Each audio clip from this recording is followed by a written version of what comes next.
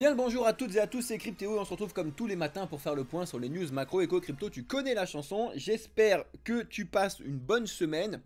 Il y a pas mal de news et pour une fois c'est une semaine avec des news intéressantes, importantes, pas des news qui sont trop centralisées comme on avait la semaine dernière et qui donnaient beaucoup de mauvaises nouvelles. Pour l'instant on a quand même des news, il y a quand même des mauvaises nouvelles mais il y a quand même des bonnes nouvelles. Il faut regarder un petit peu ça aussi cette semaine. En tout cas, merci à toi d'avoir cliqué sur cette vidéo. J'espère que tu as pris le temps de lâcher un like, un petit commentaire et à t'abonner si c'est la première fois que tu nous découvres. Regarde un petit peu aussi la description de la vidéo parce que tu as plein de petites surprises dedans. Je t'invite vraiment à regarder ça. Au moins, juste tu regardes et tu dormiras moins bête ce soir quand tu auras regardé la description de la vidéo. Merci à toi. Alors aujourd'hui au sommaire de la vidéo, vous allez voir qu'on va parler pas mal de ce qui s'est passé autour des collections NFT actuellement, parce que je sais qu'il y a quand même des choses qui vous plaisent là-dessus, donc on va commencer là-dessus avec les price floors etc qui ont vachement bougé. Il y a un petit truc sur la DeFi aussi que je veux vous montrer en termes d'éducation, qu'est-ce qui se passe en dehors pour que vous puissiez un petit peu comprendre niveau prix, niveau organisation. Ça c'est quelque chose de très important, c'est des bonnes nouvelles, mais en même temps il faut que vous puissiez savoir ce qui se passe dehors quand vous nous dites des choses dessus, c'est très important. On va revenir comme d'habitude, ça pour le coup on est obligé de revenir un petit peu dessus à chaque fois parce qu'il y a quand même des nouvelles news qui sortent et des rappels qui sortent sur les ETF, spot, bitcoin, surtout sur les frères Winklevoss, vous allez voir.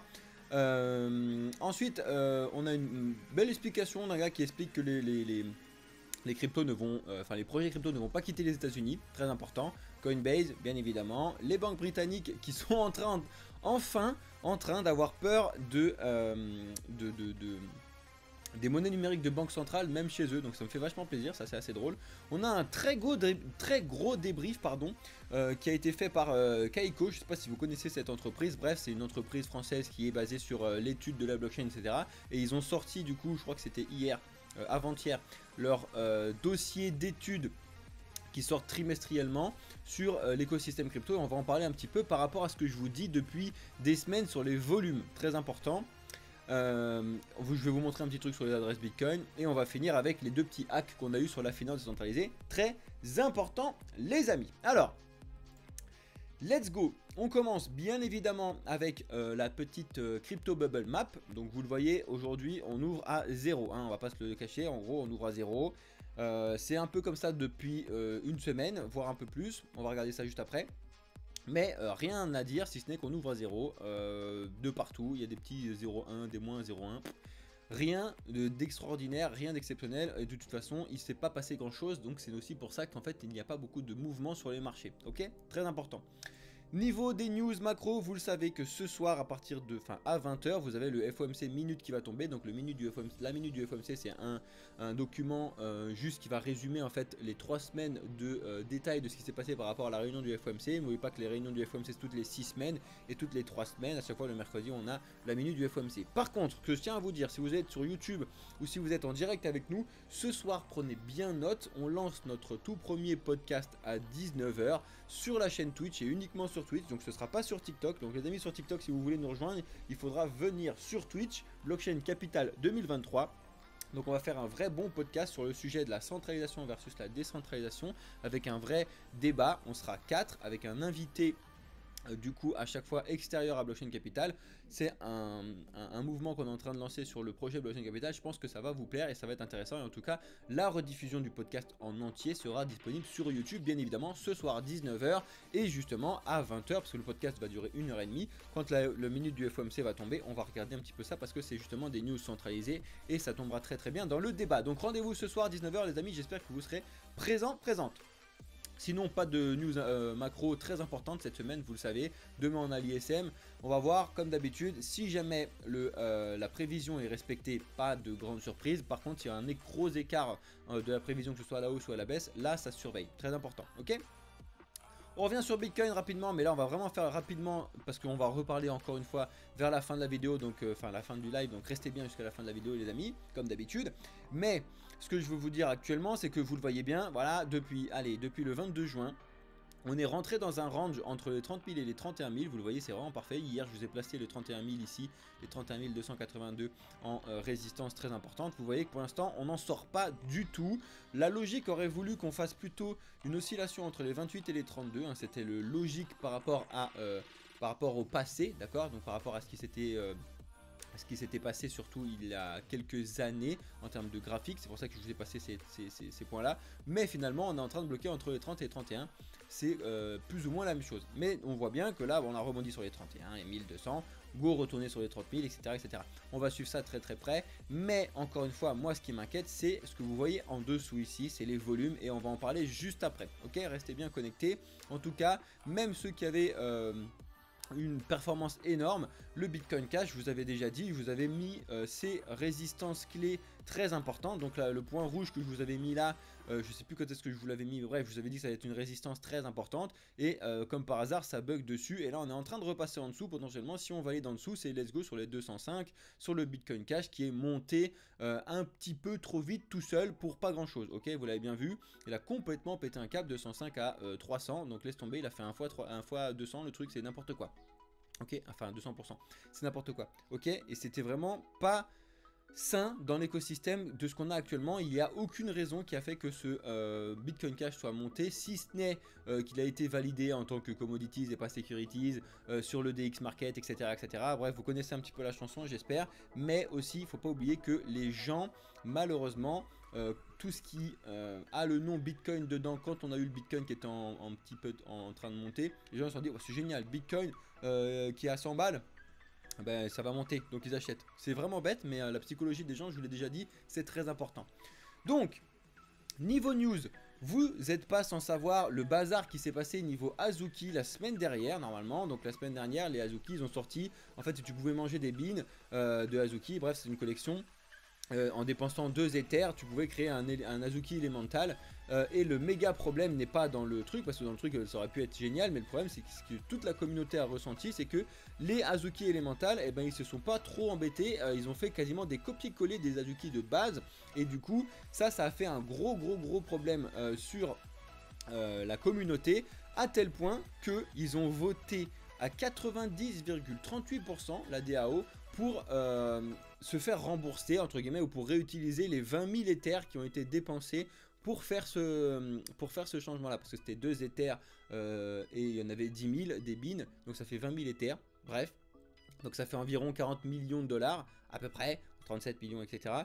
Et toute la communauté a voté sur le fait que non, ça n'est pas possible de faire ce truc comme ça, et comme c'est une vente directe, c'est-à-dire que c'est une création, c'est un mint, donc ça va directement au créateur et à la fondation derrière, les 40 millions de dollars, hein, ça faut pas l'oublier non plus, ok? Très important, parce qu'après c'est les ventes qui vont entre les gens, mais la création c'est au début, bref.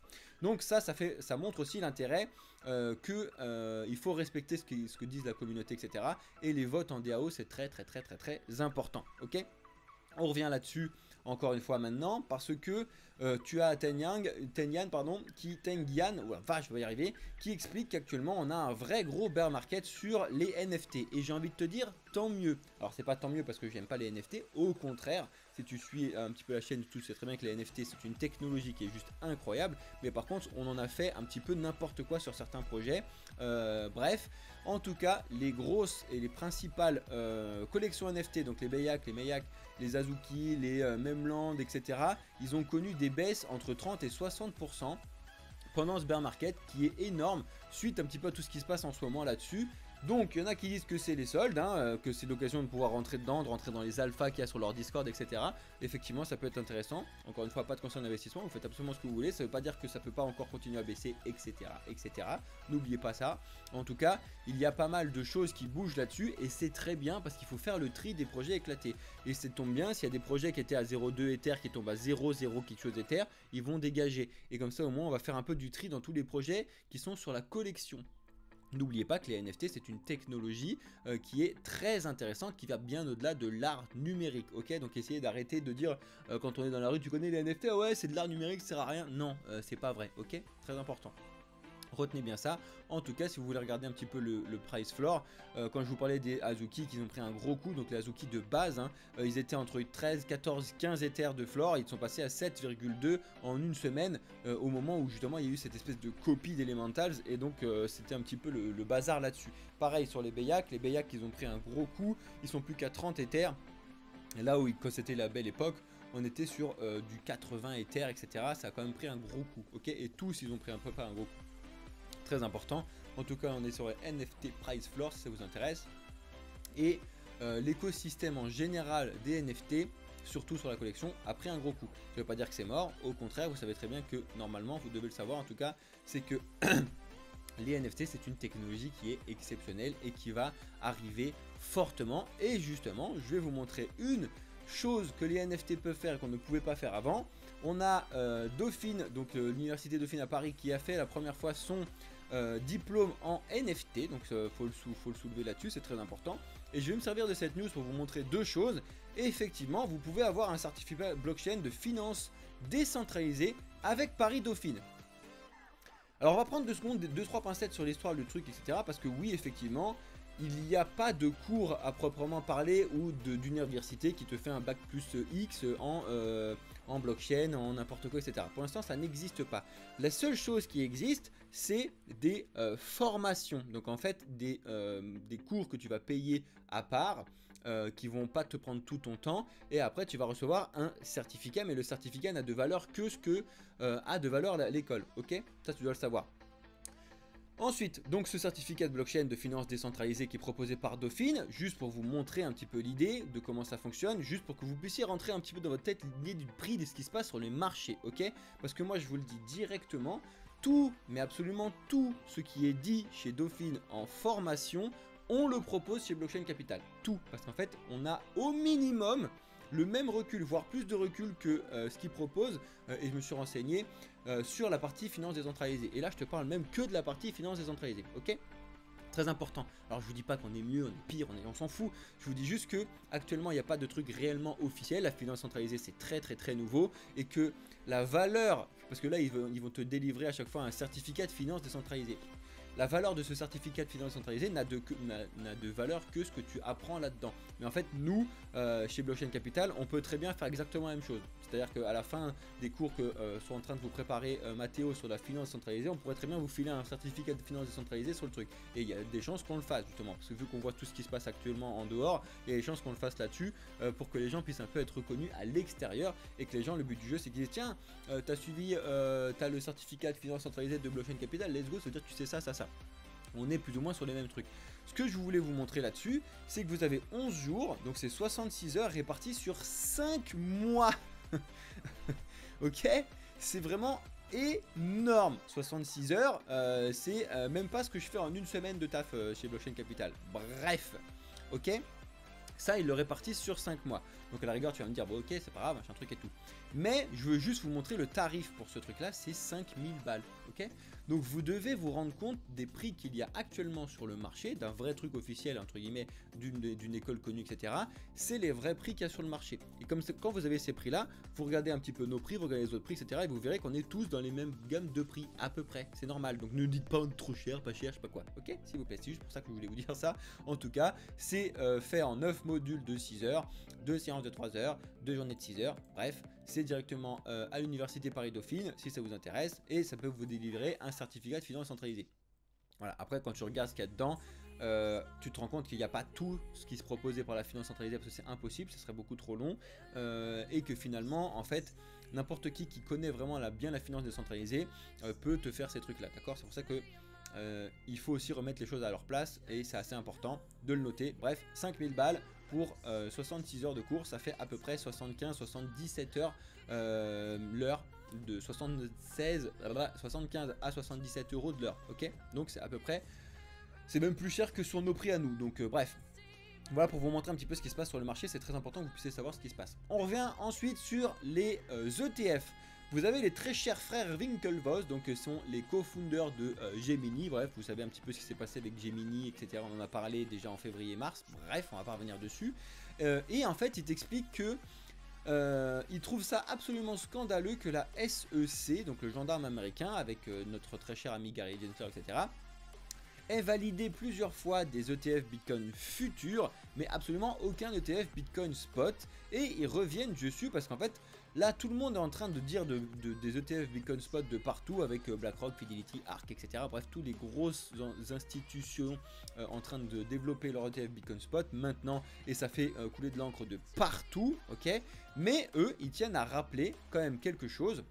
C'est que maintenant, ça fait 10 ans depuis que lui et son frère ont rempli une demande de Bitcoin Spot ETF auprès de la SEC. Et elle est là, c'est en preuve. Donc voilà, Winklevoss Biggest Trust qu'ils ont voulu faire il y a 10 ans. D'accord? Donc ça ne fait... Les gens, c'est juste pour vous remettre dans le truc. Non, ça n'est pas une nouveauté de faire des Bitcoin ETF spot. Et comme je vous dis, la SEC les a tous invalidés depuis toutes ces années. Et là, la question est réellement intéressante à se poser. Pourquoi ils le valideraient maintenant? D'accord? Très important. Je vous dis pas que ça va pas être validé, je vous dis pas que ça va être validé ou quoi, je vous dis que juste il faut regarder un petit peu ce qui s'est déjà passé pour remettre un petit peu les choses dans leur contexte. Très important. Ça fait des années qu'il y a des Bitcoin ETF spot qui sont demandés par-ci par-là. Et là, actuellement, sous prétexte que BlackRock le fait, qui est bien évidemment l'un des plus gros, tout le monde le regarde et tout le monde en parle. Alors qu'on en parle depuis des années, d'accord? Il fallait bien le noter ça. Très important, ok? Ensuite, on revient sur le fait qu'on a le CEO de Merkle Science qui explique que non, les entreprises crypto ne vont pas partir des États-Unis malgré le bazar qu'il y a aux États-Unis parce qu'ils ont encore beaucoup trop d'avantages qu'il y a aux États-Unis et aussi surtout qu'il y a encore beaucoup trop de désavantages en dehors. Il faut le rappeler quelque chose, c'est qu'il y a beaucoup de projets aux États-Unis crypto qui sont en train de partir à Hong Kong, qui sont en train de partir sur ces endroits-là. Mais pourquoi ils partent? Parce qu'en fait ils vont dans un endroit où la régulation pardon, elle est claire. Mais vrai problème c'est que la régulation là-bas elle est claire mais elle est très restrictive. Ok, ça il faut le savoir. Et ils sont obligés de partir parce que là actuellement s'ils restent aux États-Unis la régulation pardon, elle est ni claire ni explosée et pourtant ils se font attaquer quand même. Donc là il y a un vrai problème. C'est pour ça qu'ils préfèrent pour l'instant partir quitte à pouvoir moins proposer de choses mais au moins être sûr de ce qu'ils font plutôt que de rester et de se faire attaquer de partout alors qu'il n'y a pas de réglementation qui a été mise en place. Ok, un gros problème. Lui il dit qu'ils vont pas partir, ça n'empêche que absolument toutes les grosses entreprises crypto sont en train de partir à l'exception de Coinbase, mais en même temps Coinbase maintenant qu'ils sont cotés en bourse aux États-Unis et tout, pour partir c'est mort. En fait c'est pas possible de partir aussi rapidement que ça, c'est impossible, c'est pas si simple que ça. En plus que là maintenant tu as tous les trucs BlackRock et tout qui sont soutenus par Coinbase pour justement proposer leur Bitcoin ETF spot. Voilà, ok. Justement on en parle maintenant, je vous en ai parlé hier, vous savez que tous les ETF aux États-Unis, la Bitcoin Spot se sont ralliés à Coinbase pour pouvoir proposer la sécurité et l'exchange crypto, etc. Et là, bien évidemment, tu as Coinbase qui va accompagner BlackRock pour son ETF Bitcoin Spot. Et forcément, l'action de Coinbase explose à la hausse. Sans blague, parce qu'il ne faut pas oublier que Coinbase est coté en bourse. Ok ? Et ça me fait marrer parce qu'on est tout le temps en train de dire qu'il y a de la manipulation de marché dans l'écosystème crypto de base. Mais ça, c'est de la manipulation de marché dans l'écosystème financier traditionnel de base. Mais là, on y est sûr et certain, on est en plein dedans, c'est n'importe quoi. Manipulation de marché complète. C'est complet, tout ce que tu veux. D'accord? Mais on est quand même passé de 47 $ à 80 $ depuis le 6 juin à aujourd'hui. C'est énorme. Mais justement parce qu'en fait il n'y a quasiment plus que eux aux États-Unis et que tous les ETF se sont mis dessus. Encore une fois, je vous le répète, est-ce que c'est une hausse qui est valide? Est-ce que c'est une hausse qui est saine sur l'avenir parce qu'il y a des gens qui ont investi de l'argent dedans? Non. Non et non. Parce qu'encore une fois, c'est que des news et que ça n'est pas mis en place et que quand ce sera validé, si jamais c'est validé, ça va prendre des mois, voire des années à être mis en place. Donc il faut redescendre aussi un petit peu et respirer 5 minutes. Ok? Très important. Ensuite, ça, je vous le rappelle parce que je trouve ça très important, qu'il faut vraiment se battre contre ce genre de choses de l'Union Européenne parce que ça c'est très grave. C'est plus grave que vos retraites, c'est plus grave que n'importe quoi là de ce qui se passe actuellement, mais c'est très sérieux parce que c'est vraiment ce qui concerne l'avenir de la finance décentralisée, de la décentralisation tout court, etc. L'Union Européenne, elle veut avoir la mainmise sur les smart contracts. Je vous le rappelle, les smart contracts sont directement des contrats qui sont émis sur la blockchain. Une fois qu'ils sont mis sur la blockchain et enregistrés dans un bloc de la blockchain, c'est terminé, c'est enregistré sur le bloc, terminé, on passe à autre chose. Eux, ce qu'ils veulent faire, c'est pouvoir avoir le droit de revenir sur un des blocs d'avant et de changer ce qui se passe dedans. Je vais expliquer ça 2 secondes parce qu'apparemment les gens en Europe ils comprennent pas bien ce qu'ils veulent demander. C'est que si jamais c'est possible de faire ce qu'ils veulent faire, c'est-à-dire de revenir sur un smart contract d'avant pour l'annuler, pour le changer, pour faire ce que tu veux, dans ce cas-là, c'est possible de revenir dans n'importe quelle blockchain et faire n'importe quel bordel sur les transactions, etc. et foutre un bazar possible. Donc, je l'explique à l'Union Européenne, non, ça n'est pas possible. Arrêtez d'essayer de faire n'importe quoi. Si vous voulez, mettez en place des choses qui font que on doit mettre en place de la sécurité au moment où on crée le smart contract. Ça, oui, si tu veux, ok, on peut faire un truc où le smart contract sera carré, propre dès le début. Mais revenir dessus, c'est non. Ça, c'est non. Et ensuite, de toute façon, j'ai l'impression qu'ils sont pas au courant de machin truc, mais ils ont envie de faire un switch on, switch off, c'est-à-dire de pouvoir arrêter un smart contract. Ça existe déjà dans la blockchain. Ils sont complètement débiles là-dessus. C'est ça que je comprends pas. Sauf que, en fait, c'est pas un switch off sur le contrat, c'est un nouveau contrat qui annule l'ancien. On appelle ça revoke cash, on appelle ça n'importe quoi. Ce que vous voulez, c'est de revoquer un contrat. Sauf que c'est un nouveau contrat. Point barre. Renseignez-vous un petit peu l'Union Européenne plutôt que de dire n'importe quoi là-dessus. Mais je pense que leurs réunions, je les vois hein, parce que j'étais dans les entreprises et tout, les réunions sont éclatées lundi matin. Oui bonjour, ça va toi, viens on va taper sur les cryptos. C'est n'importe quoi, ils ne savent pas de quoi ça parle. Et j'espère vraiment que grâce à vous, on va pouvoir avoir un peu plus de notoriété à l'extérieur, etc. Et qu'on va pouvoir aller discuter avec ces gens en plus de ce que font Asher, etc. Parce qu'il y a vraiment besoin de beaucoup de monde pour aller leur expliquer ça. Parce que Asher qui a la chance de pouvoir aller voir des gens du Parlement, etc. Et qui discute avec... Et qui à chaque fois quand il ressort il dit putain c'est trop bien, ils m'ont écouté et tout machin. Et puis après quand ils voient ce qui se passe dessus, en fait ils ont rien écouté de ce qu'il dit. Les gens en fait tout simplement ils disent ouais bon qu'est-ce qu'il a ce petit jeune là à faire des trucs et tout. Non mais si on est plusieurs à aller le voir et à leur expliquer que c'est comme ça que ça se passe, etc. Peut-être qu'ils comprendront. Donc let's go, je compte sur vous. Likez les vidéos, commentez les vidéos, partagez avec vos amis, faites-en discuter, etc. Vous dites vous avez découvert un super projet d'information, d'éducation, etc. qui s'appelle Blockchain Capital. Let's go, c'est le meilleur soutien que vous puissiez nous faire. Merci à tous ceux qui le font en tout cas les amis. Bref. Très important, l'Union Européenne fait vraiment n'importe quoi. Et ça, il faut vraiment se battre contre ça, ou au moins essayer de se battre pour leur expliquer les choses. Voilà. Je vous éclate, Mathieu, Christophe, let's go, c'est parfait. En tout cas, ça fait plaisir. Très important. Regardez ça, ça me fait marrer parce que le système centralisé de base, donc qui est pour justement mettre en place des monnaies numériques de banque centrale, c'est surtout les banques centrales qui veulent faire ça, et ben en fait tu te rends compte que ce qui est juste en dessous du système centralisé des monnaies numériques de banque centrale, juste en dessous des banques centrales on a le système des banques traditionnelles, et ben tu t'aperçois que... Il y a un avion qui passe, de chasse, génial. Tu t'aperçois que, désolé pour ceux qui l'entendent dans le micro, hein, tu t'aperçois qu'en fait les banques de base aux États-Unis ont elles-mêmes peur des monnaies numériques de leur propre banque centrale parce qu'en fait ils sont en train de s'expliquer que le UK Finance, ils sont en train d'expliquer qu'il faut revoir à la baisse tout le bazar qu'ils sont en train de faire sur les monnaies numériques de banque centrale parce que ça peut créer de réels gros problèmes et de réels effets dominos sur le système bancaire actuel.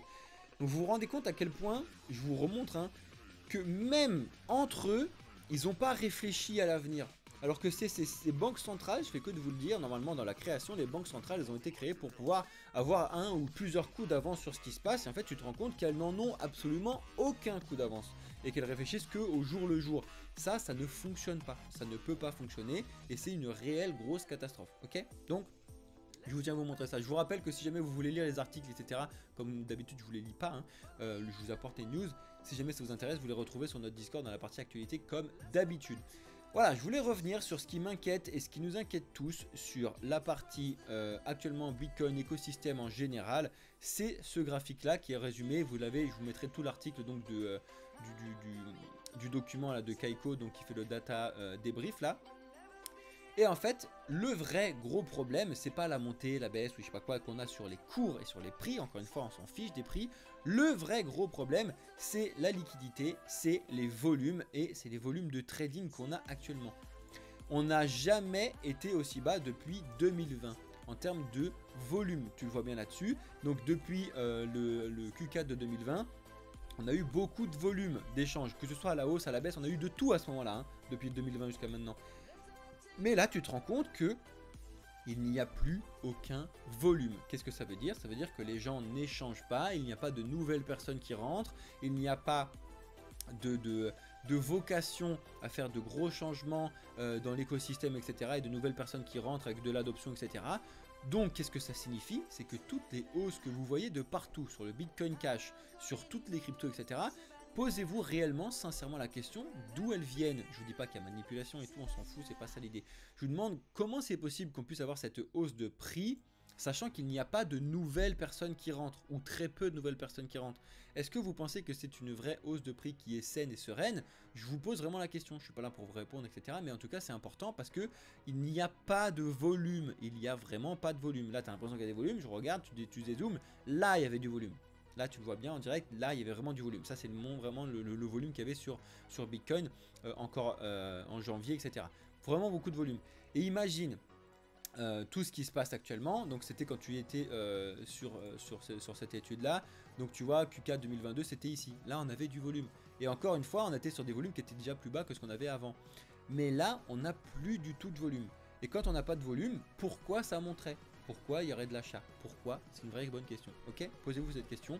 Je vous dis pas encore une fois que ça va baisser à tous les coups ou que ça va monter à tous les coups et tout. Je vous dis juste qu'il faut surveiller tout ça et que moi ça me fait vachement peur. Et en tout cas, je surveille une réelle, vraie baisse. Mais j'aimerais bien que cette baisse se fasse sainement, en diminuant un petit peu comme ce qu'on avait commencé à faire ici. Une vraie petite baisse saine. Voilà, bim, ça descend. Plutôt que de faire un pétage de câble. Mais on n'est pas à l'abri de faire un pétage de câble à la baisse. Là, j'ai l'impression qu'en fait, il y a le feu partout. Enfin, j'ai l'impression qu'il y a du gaz partout là. Et qu'il suffit d'une allumette pour faire tout exploser. Et ça ne va pas du tout. Il faudrait vraiment que ça puisse le faire doucement. Ok? Mais sauf que je sais pas comment ça va se passer. En tout cas, gardez bien ça en tête. C'est très très important. Ok? Ça, c'est un petit article pour ceux qui veulent un petit peu aller chercher comment ça fonctionne réellement, techniquement parlant, certains points dans l'écosystème blockchain. Et ça peut être vraiment super cool. Comment les adresses Bitcoin sont-elles créées? C'est une vraie bonne question.